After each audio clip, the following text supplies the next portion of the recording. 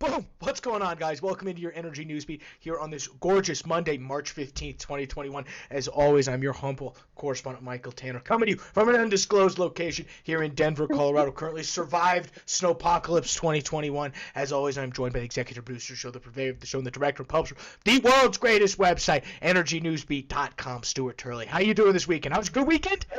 Oh, it was a beautiful weekend in the neighborhood. I'll tell you what, being an old man, I bet I could outrun most young bucks. Oh, So, 100%, Stu. You'd kick my butt.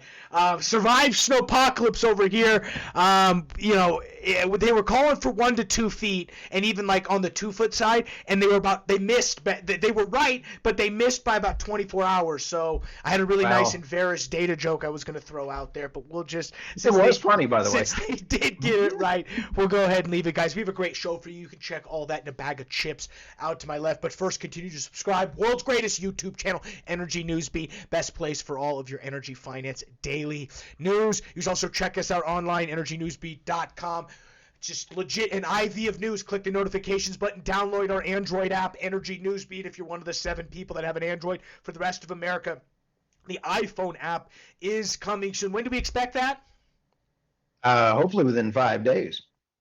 Well, there you go, guys. Within 5 days, you'll be able to legitimately never miss an energy news story via the world's greatest energy news network, EnergyNewsbeat.com. And let's go and just dive in top-line indices today, Stu, because it's an interesting market. We had intraday's high both in the Dow Jones and the NASDAQ, yet we also at one point were down about 0.3 of a percentage point all indices, but we rallied back in the end 0.2 on the upside. For S&P 500, about a 0.5 percentage point. NASDAQ, Dow Jones finishes basically flat. 10-year yields spike about 6 basis points. Tumble end up being down only 1.2 basis points on the show, for the day today.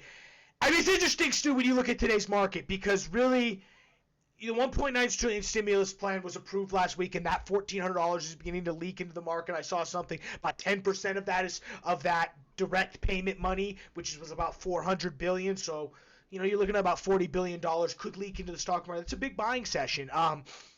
We also had AstraZeneca come out and say that they have a one shot that's new available. So a lot of companies that are opening up. American Airlines did very well. United Airlines did very well. Here's the other thing, though. We're waiting for Wednesday, because on Wednesday the Federal Reserve's going to come out and drop its decision on interest rates. Are they going to? They're expected to acknowledge much better performance in the economy, and what that means is rates could move up. Now, we're at 0. Could we go to that the 0.25 to half? Well, I don't know.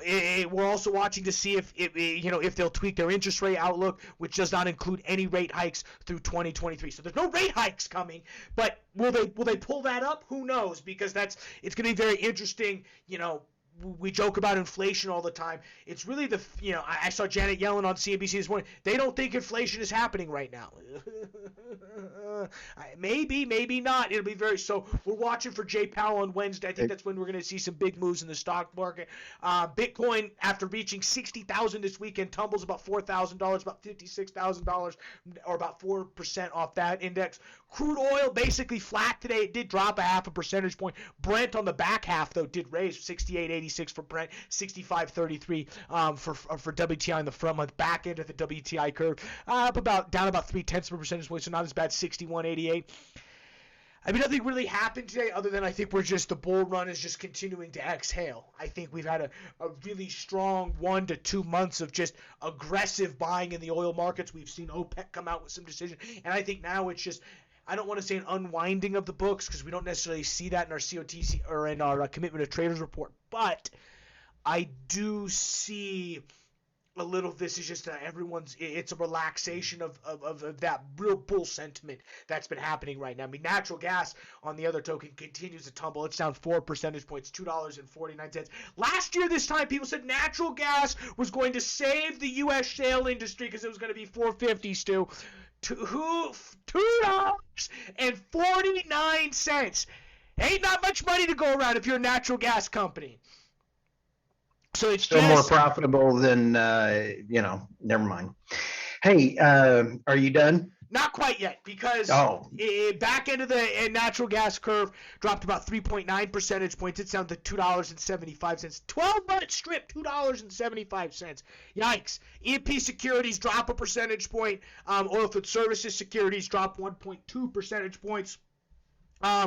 Big movers on the downside. Bonanza loses 4.8 percentage points. Contango drops 5 percentage points. Console Energy drops 7 percentage points. Silverbow drops 7. High Point Resources, we'll talk about them. They drop 8.7 percentage points to lead the E&P sector on the downside. On the upside, though, still some good movement. Natural Resource Partners, they spike 7.35 percentage points. Our boys over at Ring Energy, they're up 8.1 percentage points. And Peabody Energy, Choo Coal, baby, they're up 9.2 percentage points. Now I'm done, Stu. Internationally, what do we got, baby?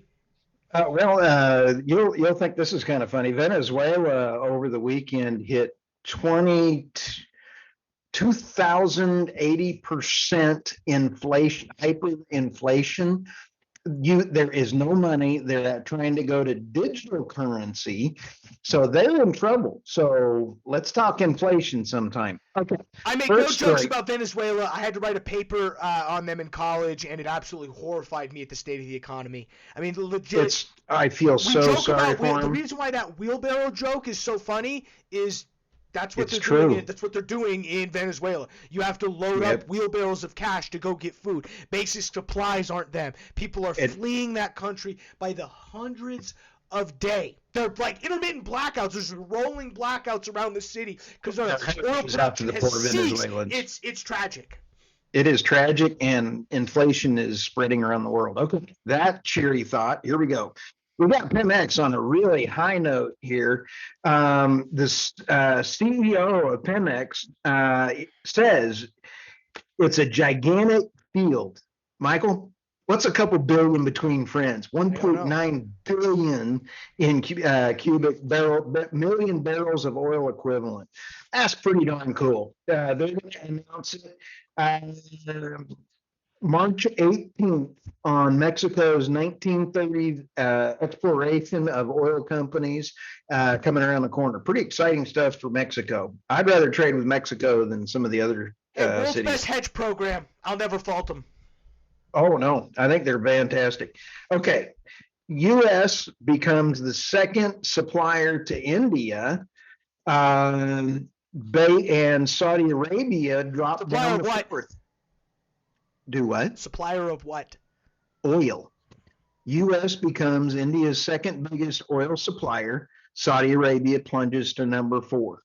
And it's because Saudi Arabia was the big boy in the room, and they actually acted like an adult in OPEC Plus and said they're going to go ahead and keep their cuts off of the table. So this U.S. supplier coming in number 2 is going to be a short-lived supplier to India. Okay, last article coming around the corner here. We have our boys over in Iran. The UAE Sheikh, he is actually with the Islamic Revolutionary Guard from Iran. Ooh. And do you remember we talked about the Albatross, which was the ship that was confiscated because Iran was spoofing? Yes. And so that actually offloaded in Houston last week.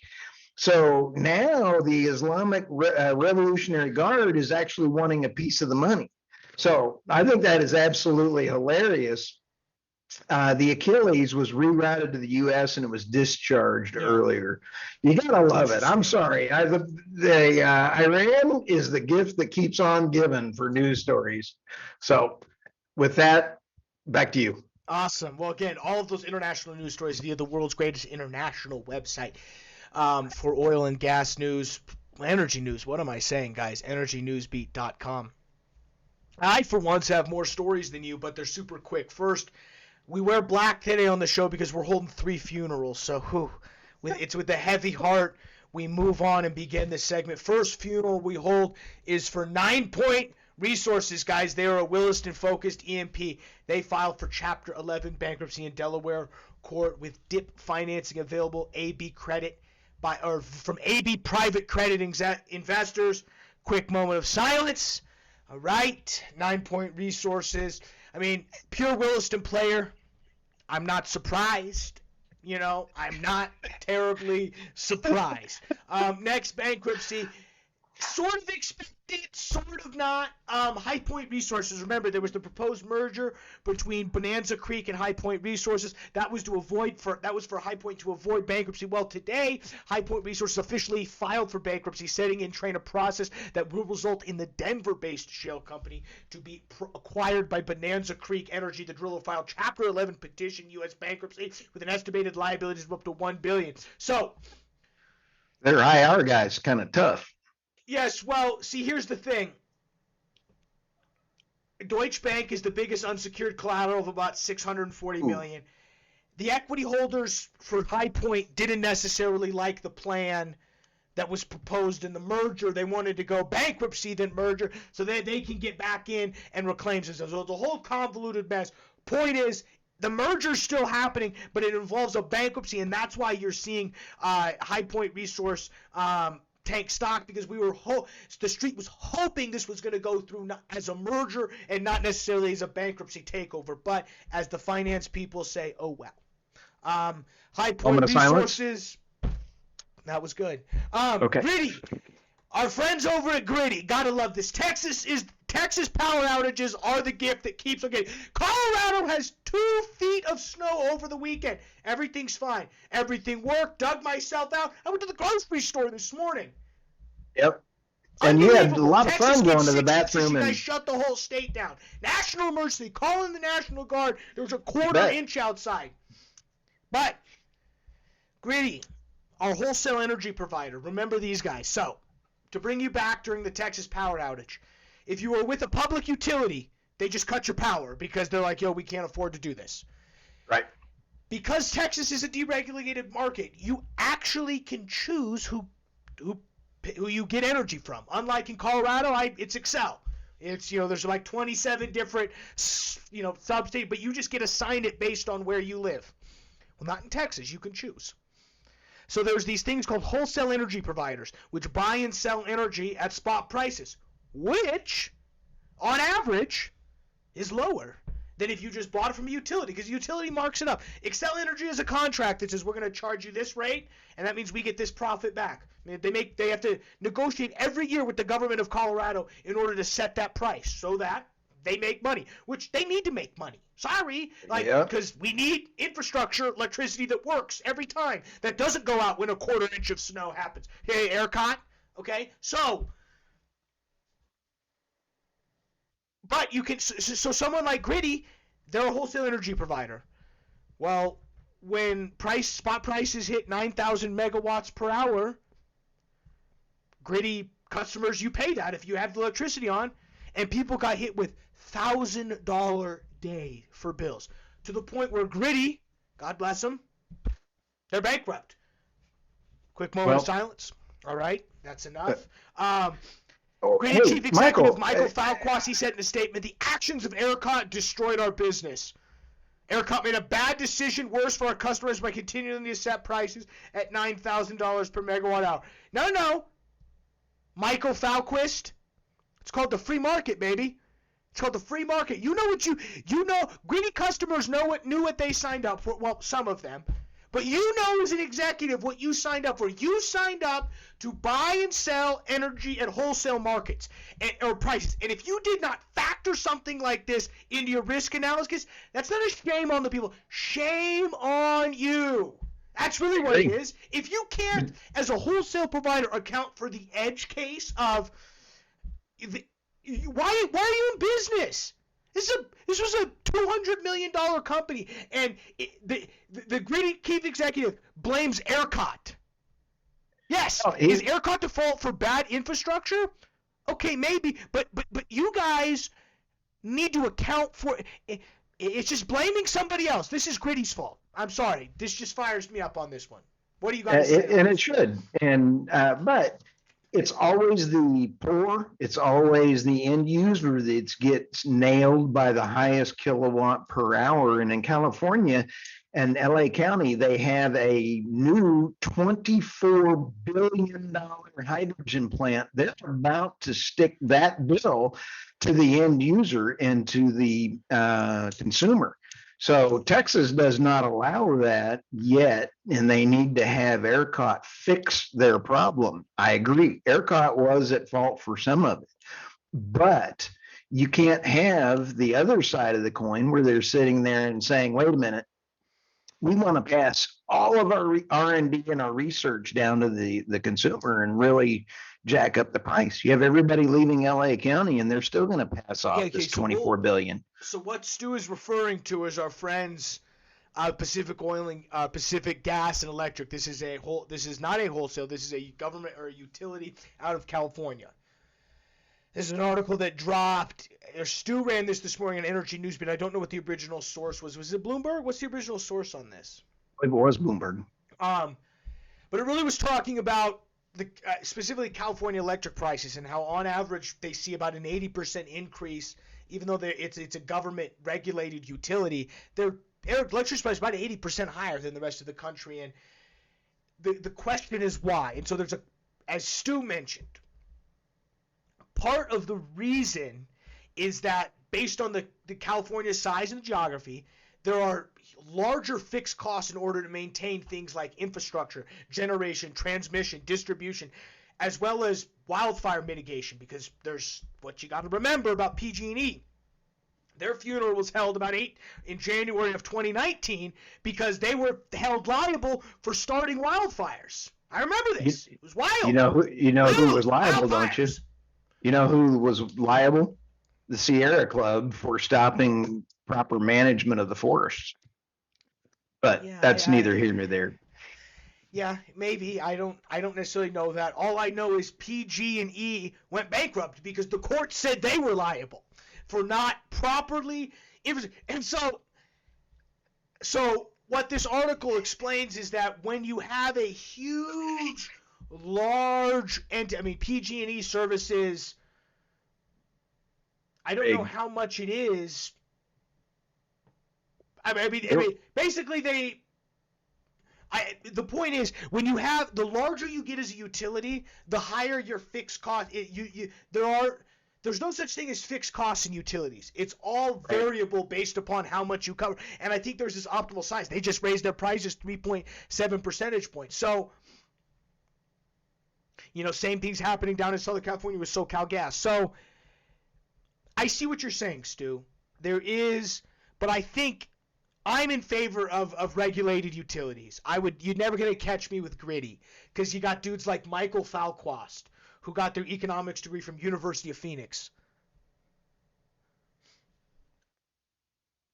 There's nice people all over the planet, Michael. I feel you. I feel you. I nothing against University of Phoenix. I just don't want that guy to be in charge of my electric bill. I agree. As that.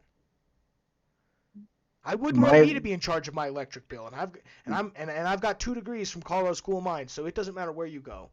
But no, my cabin at the Bear Mountain was basically, I think, $110. Oh, nice. It's not bad. It's not bad. What did we miss today? I think we covered about everything, Michael. You did good. Yeah, no, and a lot of funerals today. I think moving forward, hopefully we'll get DRW on the show Friday. Yeah, I think with that, guys, we'll let you get out of here, get back to work, finish your big I like your black shirt for your funeral. Yeah, we look slim. This makes you look slim. Well, we'll let you get out of here, guys, get back to work, finish up your day. For Stuart Turley, I'm Michael Tanner. See you guys tomorrow on the other side.